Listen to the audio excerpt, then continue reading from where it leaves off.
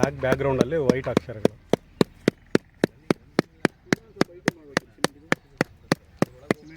ಇದನ್ನು ಓದಬೇಕು ಅಂದರೆ ಒಂದೊಂದು ಲಿಪಿಗಳನ್ನ ಅಂದರೆ ಹಂತವಾಗಿ ಓದ್ತಾ ಅದರ ವಿಕಾಸ ಹೇಗಾಯಿತು ಅನ್ನೋದು ತಿಳ್ಕೊಳ್ತಾ ಬರೋದು. ಜೊತೆಲಿ ಇದೊಂದು ಪಡೆಯಚ್ಚು ವಿಧಾನ ಅಂತ ಹೇಳ್ತೀವಿ. ನಾವು ಏನು ಮಾಡ್ತಾ ಇದ್ದೀವಲ್ಲ ಇವಾಗ ಪಡೆಯಚ್ಚು ವಿಧಾನ ಅಂತ ಹೇಳ್ತೀವಿ. ಇದಕ್ಕೆ ಬೆಂಟ್ ಬೀಟಿಂಗ್ ಬ್ರಷ್ ಅಂತ ಹೇಳ್ತೀವಿ. ಇದರಲ್ಲಿ ಬೀಟ್ ಮಾಡಿದಾಗ ಈ ಪೇಪರ್ ಏನಿದೆಯಲ್ಲ, ಪೇಪರ್ ಈಗಾಗಲೇ ಶಾಸನ ಕೊರೆದಿರ್ತಾರೆ, ಅಂದರೆ ಅದರೊಳಗೆ ಗುಳಿ ಇರುತ್ತೆ. ಸೊ ಅದನ್ನು ನಾವು ಇದರಲ್ಲಿ ಬೀಟ್ ಮಾಡಿದಾಗ ಪೇಪರ್ ಮೇಲೆ ಬೀಟಿಂಗ್ ಮಾಡಿದಾಗ ಪೇಪರ್ ಎಲ್ಲ ಹೋಗ್ಬಿಟ್ಟು ಕೊರೆದಿರೋ ಜಾಗದೊಳಗೆ ಕೂತ್ಕೊಳ್ಳುತ್ತೆ. ಇದನ್ನೆಲ್ಲ ಯಾವ ರೀತಿ ಓದ್ತಾರೆ ಅನ್ನೋದು ಮಕ್ಳಿಗೂ ಗೊತ್ತಾಗ್ಲಿ ಅಂತ ಹೇಳಿದ್ವಿ ಸರ್ಗೆ. ಅವರು ಕಳಿಸಿದ್ದಾರೆ ನೋಡಿ. ಮಕ್ಕಳ ಆಯನ್ನೇ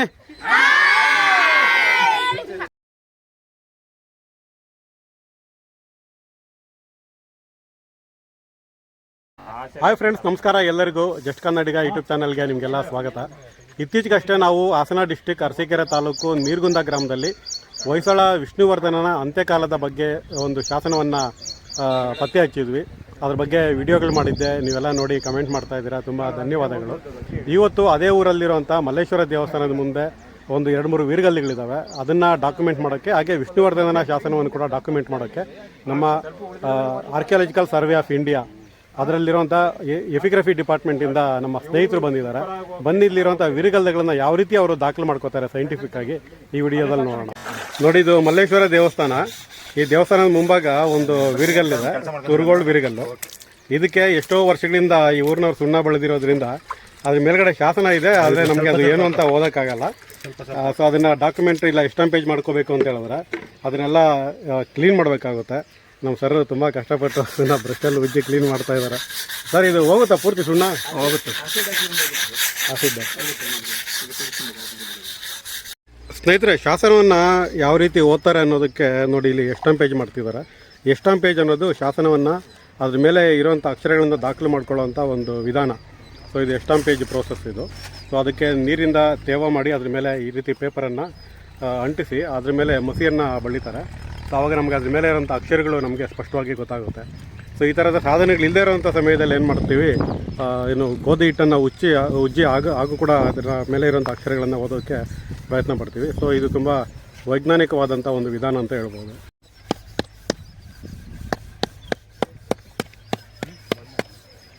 ನೋಡಿ, ನಮಗೆ ಆ ಮಸಿ ಬೆಳೆದಿರೋಂಥ ಮಸಿಯಿಂದ ಅದನ್ನು ಪ್ರೆಸ್ ಮಾಡ್ತಿದ್ರೆ ನಮಗೆ ಅಕ್ಷರಗಳು ಎಷ್ಟು ಸ್ಪಷ್ಟವಾಗಿ ಗೊತ್ತಾಗ್ತಿದೆ ನೋಡಿ.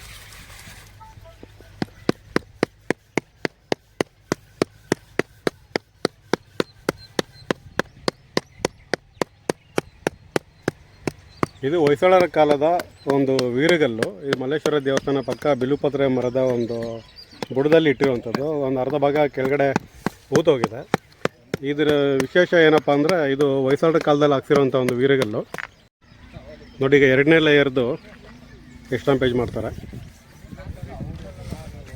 ಸರ್, ಇದು ಡ್ರಾಯಿಂಗ್ ಶೀಟಾ? ಇದು ಮ್ಯಾಥ್ ಪೇಪರ್ಸ್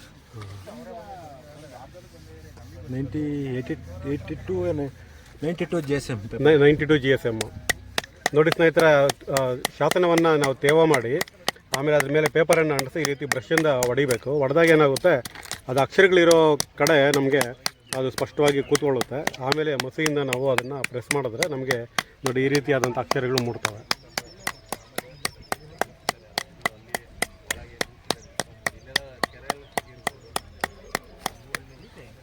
ಹೊಯ್ಸಳರ ಕಾಲದ ಆಗ್ತಿರೋಂಥ ಎಷ್ಟೋ ಶಾಸನಗಳನ್ನು ನಾವು ಹಾಗೇ ಓದ್ಬೋದು. ಅದಕ್ಕೆ ಎಸ್ಟಾಂಪೇಜು ಬೇಕಿಲ್ಲ, ಇಟ್ಟು ಉಜ್ಬೇಕಾಗಿಲ್ಲ. ಅದಕ್ಕೆ ಕೆಲವು ಶಾಸನಗಳು 800-900 ವರ್ಷಗಳ ಕಾಲಾನಂತರದಲ್ಲಿ ಏನಾಗಿರ್ತವೆ, ಅಳಿಸೋಗಿರ್ತವೆ, ಸೌದಿರ್ತವೆ. ಸೊ ಅಂಥ ಸಮಯದಲ್ಲಿ ಈ ರೀತಿ ನಾವು ವೈಜ್ಞಾನಿಕವಾಗಿ ಶಾಸನಗಳನ್ನು ಪಡಿ ಹಚ್ಚು ತಗೋಬೇಕಾಗುತ್ತೆ. ಈಗ ಬ್ರಷಲ್ಲಿ ಹೊಡೆದಿರೋದಕ್ಕೆ ನಮಗೆ ಶಾಸನದ ಅಕ್ಷರಗಳು ಇಲ್ಲಿ ಸ್ಪಷ್ಟವಾಗಿ ಕಾಣಿಸ್ತಿದ್ದಾವೆ. ಸ್ನೇಹಿತರೆ ನೋಡಿ, ಈ ವೀರಗಲ್ಲು ಹೊಯ್ಸಳರ ಕಾಲದಲ್ಲಿ ಹಾಕ್ಸಿರೋಂಥದ್ದು. ಕ್ರಿಸ್ತಶಕ 1196ರಲ್ಲಿ ಹೊಯ್ಸಳ ಅರಸ 2ನೇ ಬಲ್ಲಾಳನ ರಾಣಿ ಉಮಾದೇವಿ ಈ ನೀರ್ಗುಂದವನ್ನು ಆಳಬೇಕಾದ್ರೆ ಹಾಕ್ಸಿರೋಂಥ ಒಂದು ವೀರಗಲ್ಲು. ಇದರಲ್ಲಿ ವಿಶೇಷ ಏನು ಅಂತ ಹೇಳಿದ್ರೆ, ಇಲ್ಲಿ ಪಕ್ಕದಲ್ಲಿ ಮೂತಿಕೆರೆ ಅಂತ ಇದೆ. ಆ ಮೂತಿಕೆರೆವರೆಗೂ ನೀರ್ಗುಂದದವರೆಗೂ ಗಡಿ ಸಂಬಂಧ ಒಂದು ಹೋರಾಟ ಆಗುತ್ತೆ. ಆ ಮೂತಿಕೆರೆಯವ್ರಿಗೆ ನಿಟ್ಟೂರಿನವರು ಸಹಾಯ ಮಾಡಿಕೊಂಡು ಇಲ್ಲಿ ಹೋರಾಟಕ್ಕೆ ಬರ್ತಾರೆ. ಆಗ ಇಲ್ಲಿನ ಒಬ್ಬ ವೀರ ಆ ನಿಟ್ಟೂರವ್ರನ್ನ ಯಲಗುಂದದವರೆಗೂ ಅಟ್ಟಿಸ್ಕೊಂಡು ಹೋಗಿ ಅಲ್ಲಿ ಸಾವನ್ನಪ್ತಾನೆ. ಆತನ ನೆನಪಿಗೆ ಹಾಕ್ಸಿರುವಂಥ ಒಂದು ವೀರಗಲ್ಲು ಇದು. ಸೊ ಕೆಳಭಾಗದಲ್ಲಿ ನಮಗೆ ಹೋರಾಟದ ಒಂದು ಚಿತ್ರಣ ಇರಬೇಕು, ಬಟ್ ಅದು ಇಲ್ಲಿ ಮಣ್ಣಲ್ಲಿ ಮುಚ್ಚೋಗಿದೆ. ನೋಡಿ ಸರ್ ಎಸ್ಟಾಂಪೇಜ್ ಮಾಡಿದ್ರು. ಎಸ್ಟಾಂಪೇಜ್ ಮಾಡಿದ್ಮೇಲೆ ನೋಡಿ ಇದನ್ನು ಈ ರೀತಿಯಾಗಿ ಅದನ್ನು ಒಣಗ್ಸೋಕ್ಕೆ ಇಡಬೇಕು.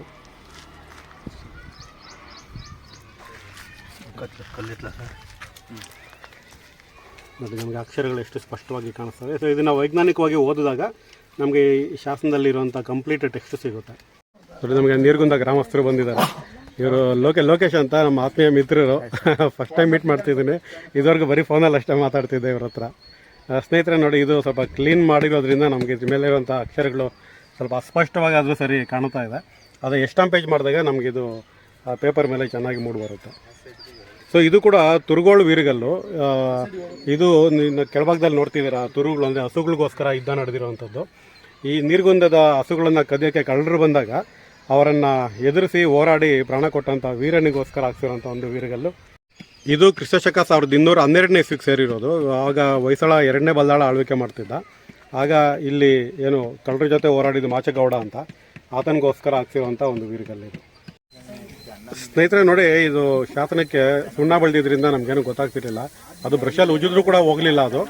ಸೊ ನಮ್ಮ ಸ್ನೇಹಿತರು, ಈ ಊರಿನ ಸ್ನೇಹಿತರು ಕೆಮಿಕಲನ್ನು ತಂದು ಅದನ್ನು ಕ್ಲೀನ್ ಮಾಡ್ತಾ ಇದ್ದಾರೆ. ನೋಡಿ ಸುಣ್ಣ ಎಲ್ಲ ಹೊಟ್ಟೋಗ್ತಾ ಇದೆ. ಸೊ ಅದೆಲ್ಲ ಹೊಟ್ಟೋಗ್ಬಿಟ್ಟ ಮೇಲೆ ನಮಗೆ ಅದನ್ನು ಪಡಿಯಚ್ಚು ತೊಗೊಳೋಕ್ಕೆ ತುಂಬ ಈಸಿ ಆಗುತ್ತೆ. ಸ್ನೇಹಿತರೆ ಇಲ್ಲಿ ಪಕ್ಕದಲ್ಲೇ ಸ್ಕೂಲ್ ಇದೆ, ನಾವು ನೋಡ್ತಿದ್ದೀರಲ್ಲ ಸ್ಕೂಲ್ ಅದು. ಆ ಸ್ಕೂಲ್ ಮಕ್ಕಳು ಇದ್ರು ಅಲ್ಲಿ. ಅವ್ರಿಗೆ ಹೇಳಿದ್ವಿ ಸರ್ಗೆ, ಮಕ್ಕಳನ್ನ ಕಳಿಸಿ ಇಲ್ಲಿ, ಯಾಕಂದರೆ ಇಲ್ಲಿ ಪಕ್ಕದಲ್ಲೇ 2 ಶಾಸನಗಳಿದ್ದಾವೆ, ವೀರಗಲ್ಲುಗಳಿದ್ದಾವೆ. ಇದನ್ನೆಲ್ಲ ಯಾವ ರೀತಿ ಓದ್ತಾರೆ ಅನ್ನೋದು ಮಕ್ಳಿಗೂ ಗೊತ್ತಾಗಲಿ ಅಂತ ಹೇಳಿದ್ವಿ ಸರ್ಗೆ. ಅವರು ಕಳಿಸಿದ್ದಾರೆ. ನೋಡಿ ಮಕ್ಕಳ ಆಯನ್ನೇ. ಸ್ನೇಹಿತರೆ, ದೇವಸ್ಥಾನದ ಹೊರಭಾಗ ಇರುವಂಥ ಒಂದು ವೀರಗಲ್ಲಿನ ಎಸ್ಟಾಂಪೇಜ್ ಮಾಡಿರೋದು ನೋಡಿದ್ವಿ. ಸೊ ಈಗ ದೇವಸ್ಥಾನದ ಒಳಭಾಗದಲ್ಲೂ ಒಂದು ವೀರಗಲ್ಲಿದೆ. ಸೊ ಇದರಲ್ಲಿ 3 ಲೇಯರಲ್ಲಿ ನಮಗೆ ಶಾಸನ ಇದೆ. ಸೊ ಇದನ್ನು ಎಸ್ಟಾಂಪೇಜ್ ಮಾಡ್ತಾ ಇದ್ದಾರೆ.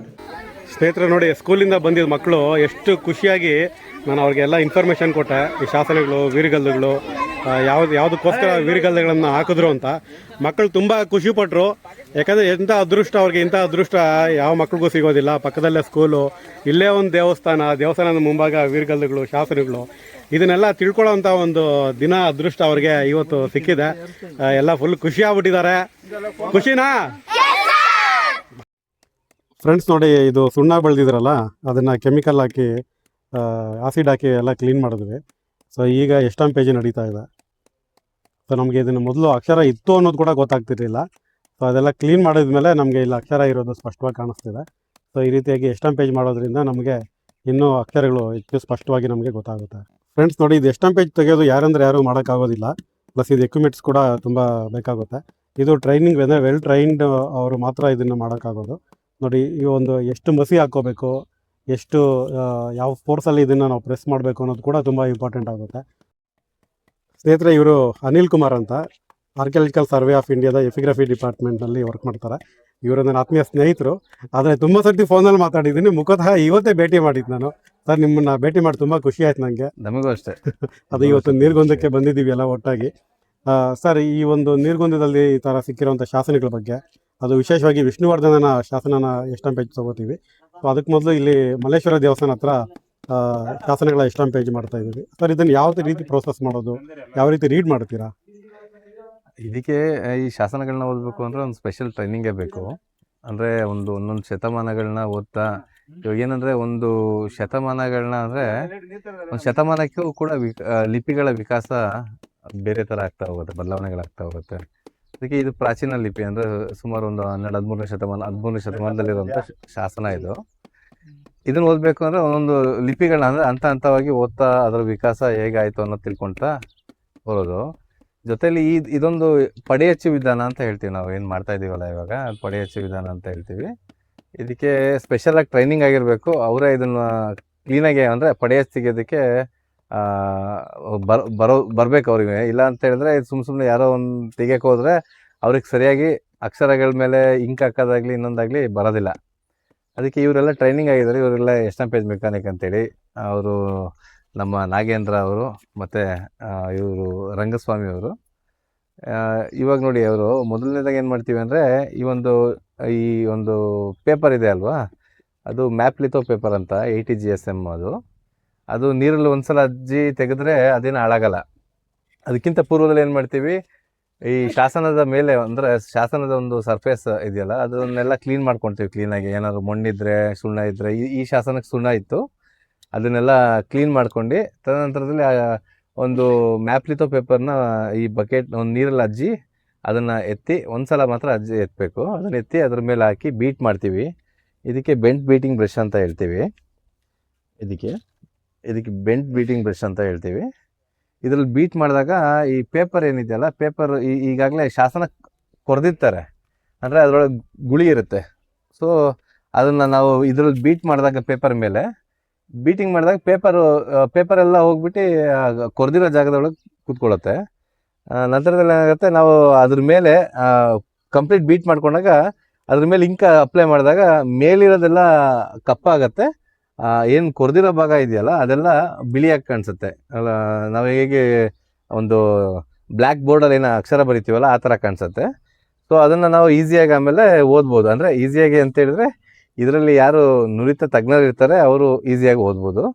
ಸಾಮಾನ್ಯವಾಗಿ ಇದು ಅಕ್ಷರಗಳ ಬೆಳವಣಿಗೆ ವಿಕಾಸ ಯಾರು ಗೊತ್ತಿರುತ್ತೋ, ಭಾಷೆ ಬಲ ಗೊತ್ತಿರುತ್ತೋ, ಇತಿಹಾಸ, ಆಮೇಲೆ ಏನೇನು ನಾಣ್ಯ ಏನೇನು ಶಾಸ್ತ್ರಗಳಿದೆಯಲ್ಲ ನಾವೇನು ಅದೆಲ್ಲ ಏನು ಗೊತ್ತಿರೋದು ಅವ್ರು ಮಾತ್ರ ಇದನ್ನು ಓದಿ ಅರ್ಥೈಸಬಲ್ಲರು ಅಂತ ಹೇಳ್ಬೋದು. ಮತ್ತು ಮೊದಲನೇ ಇನ್ನೊಂದು ಪ್ರಮುಖವಾಗಿ ಅಂತ ಹೇಳಿದ್ರೆ ಶಶಿಧರ್ ಅವರು ಮತ್ತು ಅವ್ರ ತಂಡಕ್ಕೆ ಒಂದು ಏನಪ್ಪ ಈ ಒಂದು ಹೊಸದಾಗಿ ಒಂದು ಶಾಸನ ಹುಡುಕಿದ್ದಾರೆ. ಅಂದರೆ ಶಾಸನ ಪತ್ತೆ ಹಚ್ಚಿದ್ದಾರೆ, ವಿಷ್ಣುವರ್ಧನನ ಒಂದು ಶಾಸನ. ಅದಕ್ಕೆ ಅವರಿಗೆ ಅಭಿನಂದನೆಗಳನ್ನ ಕೂಡ ನಾವು ಈ ಮೂಲಕ ತಿಳಿಸ್ಬೇಕು. ಯಾಕಂದರೆ ಈ ಥರ ಶಾಸನಗಳು ತುಂಬ ಬೆರಳೆಣಿಕೆಯಲ್ಲಿ ಮಾತ್ರ ನಮಗೆ ಕಂಡು ಬರ್ತಾ ಇರುತ್ತೆ.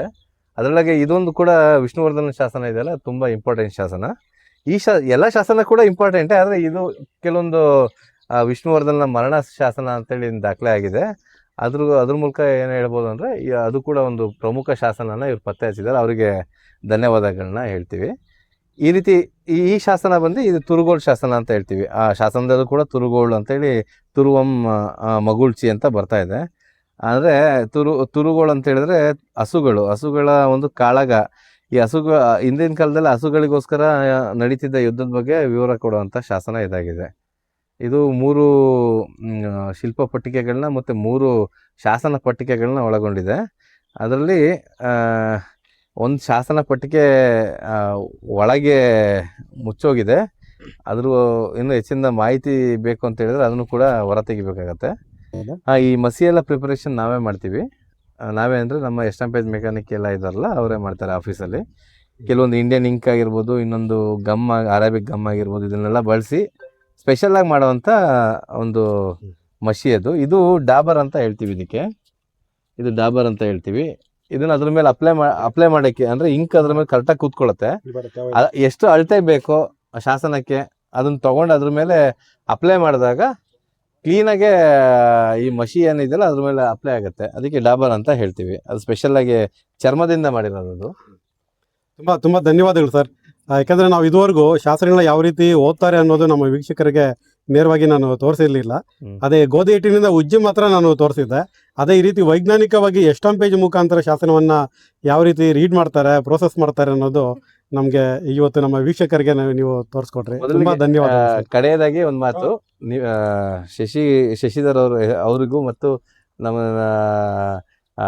ಶ್ರೀಯುತ ಕುಮಾರಣ್ಣ ಅವರಿಗೂ, ನಮ್ಮ ಕುಮಾರಣ್ಣ ಅಂದರೆ ನಮಗೆ ನಮ್ಮ ಒಂದು ಸೀನಿಯರ್ ಅವರು ಪುರಾತತ್ವ ಇಲಾಖೆಯಲ್ಲಿದ್ದಾರೆ. ಅವರು ಕೂಡ ಅವರಿಗೂ ಮತ್ತು ಈ ಗ್ರಾಮಸ್ಥರು ಎಲ್ಲರಿಗೂ ನನ್ನ ಧನ್ಯವಾದಗಳು. ತುಂಬ ಹೆಲ್ಪ್ ಮಾಡ್ತಾ ಇದ್ದಾರೆ ಎಲ್ಲರೂ. ಅವರಿಗೆಲ್ಲ ಧನ್ಯವಾದಗಳನ್ನ ತಿಳಿಸ್ತೀನಿ. Thank you sir. Thank you. ಸ್ನೇಹಿತರೆ, ಈ ಥರ ನೀರ್ಗುಂದದಲ್ಲಿ ಒಂದು ದೇವಸ್ಥಾನ ಇದೆ ಅಂತ ನನಗೆ ತಿಳಿಸಿದ್ದು ಲೋಕೇಶ್ ಅಂತ. ಇವರು ಇದೇ ಊರಿನವರು. ಸರ್ ನಮಸ್ಕಾರ. ಸರ್ ತುಂಬ ಧನ್ಯವಾದಗಳು ಇವತ್ತು ನೀವು ನಮ್ಮ ಜೊತೆ ಬಂದಿದ್ದಕ್ಕೆ. ಯಾಕಂದರೆ ಕಳೆದ 2 ಬಾರಿ ಬಂದಾಗಲೂ ನೀವು ನಮಗೆ ಸಿಕ್ಕಿರಲಿಲ್ಲ. ಸೊ ಇವತ್ತು ನಿಮ್ಮನ್ನು ಭೇಟಿ ಮಾಡಿ ನನಗೆ ತುಂಬ ಸಂತೋಷ ಆಯಿತು. ಸರ್, ನಿಮ್ಮೂರಿನ ದೇವಸ್ಥಾನಗಳ ಬಗ್ಗೆ ಮತ್ತು ಇವತ್ತು ಇಲ್ಲಿನ ವೀರಗಾಥೆಗಳನ್ನು ರೀಡ್ ಮಾಡ್ತಾ ಇದ್ದೀವಿ. ಇದ್ರ ಬಗ್ಗೆ ನಿಮ್ಗೆ ಏನು ಅನಿಸುತ್ತೆ, ನಿಮ್ಮ ಅಭಿಪ್ರಾಯ? ಸರ್, ನಮ್ಮೂರಲ್ಲಿ ಇದೊಂದು ತುಂಬ ಹಳೆ ದೇವಸ್ಥಾನ ಸರ್. ನಮ್ಮ ಮನೆದೇವ್ರು ಕೂಡ ಇದ್ದೇನೆ, ಮಲ್ಲೇಶ್ವರ ಸ್ವಾಮಿ ದೇವಸ್ಥಾನ ಅಂತ ನಮ್ಮ ಮುಂಚೆಯಿಂದ ಇದನ್ನು ಕರಿತಾ ಇದ್ರು. ಬಟ್ ನನಗೂ ಮನಸ್ಸಲ್ಲಿ ತುಂಬ ಇತ್ತು, ಒಂದು ಹಳೆ ದೇವಸ್ಥಾನ ಇದು ಯಾರು ಗುರುತಿಸ್ತಾ ಇಲ್ಲ ಅಂತ. ನಿಮ್ಮನ್ನ ಯೂಟ್ಯೂಬಲ್ಲಿ ನೋಡಿ ನಾನು ನಿಮಗೆ ಫೋನ್ ಮಾಡಿ ನಿಮ್ಗೆ ಕಾಂಟ್ಯಾಕ್ಟ್ ಮಾಡಿದ್ದೆ. ಆ ಕಾಂಟ್ಯಾಕ್ಟ್ ಮಾಡಿದ ಟೈಮಲ್ಲಿ ನಿಮಗೆ ದೇವಸ್ಥಾನ ಫೋಟೋ ಎಲ್ಲ ಕಳಿಸಿ ಅಂತ ಹೇಳಿದ್ರು. ಆಗ ಇಲ್ಲಿ ನಮ್ಮ ಶಿವನಿದ್ದಾನೆ, ಅವ್ನು ಕಳಿಸಿ ನಾನು ಅರ್ಸಿಕಲ್ಲಿದ್ರು ಕೂಡ ಒಂದೊಂದು ಫೋಟೋ ತೋರಿಸಪ್ಪ ಅಂತ ಫೋಟೋ ತೆಗಿಸಿ ನಿಮ್ಗೆ ಹಾಕಿದ್ದೆ ಸರ್. ಅದಾದಮೇಲೆ ನೀವು ಒಂದ್ಸರಿ ಬಂದು ದೇವಸ್ಥಾನ ವೀಕ್ಷಣೆ ಮಾಡಿ. But ನಮ್ಮೂರನ್ನೇ ಗುರ್ಸಿರಲಿಲ್ಲ sir.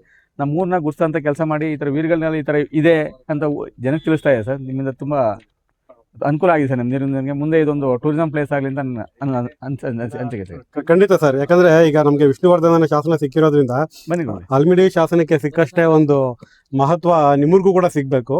ಯಾಕಂದ್ರೆ ಹೊಯ್ಸಳರ ಕಾಲದಲ್ಲಿ ಇದನ್ನ ನೀರ್ಗುಂದ ನಾಡು ಅಂತ ಕರೀತಾ ಇದ್ರು. ತುಂಬಾ ಶಾಸನಗಳಲ್ಲಿ ಈ ಊರಿನ ಉಲ್ಲೇಖ ಇದೆ, ನೀರ್ಗುಂದ ನಾಡು ಅಂತ. ನೀರ್ಗುಂದ ನಾಡು ಅಂದ್ರೆ ಇವತ್ತಿನ ಒಂದು ಡಿಸ್ಟಿಕ್ ಲೆವೆಲ್ಗೆ ಸಮ ಅಂತ ಒಂದು ಊರು. ಇದನ್ನ ಹೊಯ್ಸಳರ ರಾಣಿ ಉಮಾದೇವಿ ಆಳ್ವಿಕೆ ಮಾಡ್ತಾ ಇದ್ದಂತ ಒಂದು ಊರಿದು ನೀರ್ಗುಂದ ಅಂತ. ಅದು ನಮ್ಗೆ ವೀರ್ಗಲ್ನಲ್ಲಿ ಕೂಡ ಇದೆ. ಸೊ ಅಂತ ಒಂದು ಊರಿನಲ್ಲಿರುವಂತ ಒಂದು ದೇವಸ್ಥಾನವನ್ನ ನೀವೆಲ್ಲ ಉಳಿಸ್ಕೊಂಡು ಬಂದಿದ್ದೀರಾ. ಅದಕ್ಕೆ ಮೊದಲು ನಿಮ್ಗೆ ಅಭಿನಂದನೆ ತಿಳಿಸ್ಬೇಕು. ಅದೆಲ್ಲದಕ್ಕಿಂತ ಮುಂಚೆ ನಾವು ನಿಮ್ಗೆ ಹೇಳಬೇಕು, ಬಟ್ ನಿಂದ ಒಂದು ನೀವು ಟೀಮ್ ಮಾಡ್ಕೊಂಡು ಈ ತರ ದೇವಸ್ಥಾನ ಗುರ್ಸಂತ ಕೆಲಸ ಮಾಡ್ತಾ ಇದ್ರಲ್ಲ, ಇದು ನಮಗೆ ತುಂಬಾ ಖುಷಿ ಪಡೋ ವಿಚಾರ ಸರ್. ಇಲ್ಲಿವರೆಗೂ ಈ ಕೆಲಸನ ಯಾರು ಮಾಡಿಲ್ಲ ಅಂತ ಅನ್ಕೊಂಡು ನಿಮ್ಮಿಂದಲೇ ಪರಿಸರ ಆಗಿದೆ. ನೀಲಾವತಿ ಪಟ್ಟಣ, ಹಾ. ನೀರ್ಗುಂದ, ನೀಲಾವತಿ ನಿಮಗೆ ಪಟ್ಟಣ. ತುಂಬಾ ನಮ್ಮ ಊರಿನ ಪರವಾಗಿ ತುಂಬಾ ಧನ್ಯವಾದ ಹೇಳ್ಬೇಕು ಸರ್. Thank you sir. ಒಂದು ಸನ್ಮಾನ ಇಟ್ಕೊಂಡಿದ್ದೀವಿ. ಖಂಡಿತ ಸರ್, ಆ ತರದ ಅವಶ್ಯಕತೆ ಏನು ಇಲ್ಲ. ಮಾಡ್ಬೇಕು ನೀವು ಸರ್, ನಿಮ್ಮಂತವ್ರಿಗೆ ಎನ್ಕರೇಜ್ ಇಲ್ಲ, ಇಲ್ಲ, ನೀವು ಏನ್ ಗೊತ್ತಾ? ಪ್ರಚಾರ ಇದೆ ಸರ್. ನೀವು ಆ ತರದ್ ಏನು ಮಾಡ್ಬೇಡಿ. ಈ ಸ್ಮಾರಕಗಳನ್ನ ಉಳಿಸ್ಕೊಂಡು ಹೋಗಿ, ಅದೇ ನೀವು ನಮ್ಗೆ ಕೊಡೋ ಸನ್ಮಾನ. ಸ್ನೇಹಿತರೆ, ನೀವು ಇಷ್ಟೊತ್ತು ನೋಡಿದ್ದು ನೀರ್ಗುಂದದ ಮಲ್ಲೇಶ್ವರ ದೇವಸ್ಥಾನದ ಮುಂಭಾಗ ಇರೋ 3 ವೀರಗಲ್ಲುಗಳ ಒಂದು ಎಸ್ಟಾಂಪೇಜ್ ಕಾರ್ಯ. ಇದನ್ನ ಡಿಪಾರ್ಟ್ಮೆಂಟ್ನವರು ಎಲ್ಲ ರೆಕಾರ್ಡ್ ಮಾಡ್ಕೊಂಡಿದ್ದಾರೆ.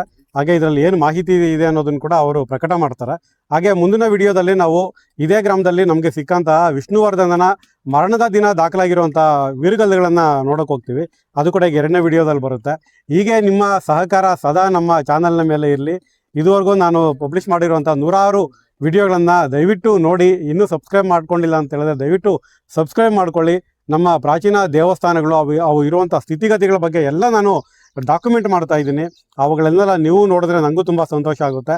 ಹಾಗೆ ಆ ಪಾಳ್ಬಿದ್ದಿರೋಂಥ ಎಲ್ಲ ದೇವಸ್ಥಾನಗಳು ಜೀರ್ಣೋದ್ಧಾರ ಆದರೆ ಅಂತೂ ಇನ್ನೂ ತುಂಬ ಸಂತೋಷ ಆಗುತ್ತೆ. ನಿಮ್ಮ ಸಹಕಾರ ಹೀಗೆ ಇರಲಿ ಅಂತ ಕೇಳ್ಕೊಳ್ತಾನೆ. ನಮಸ್ಕಾರ.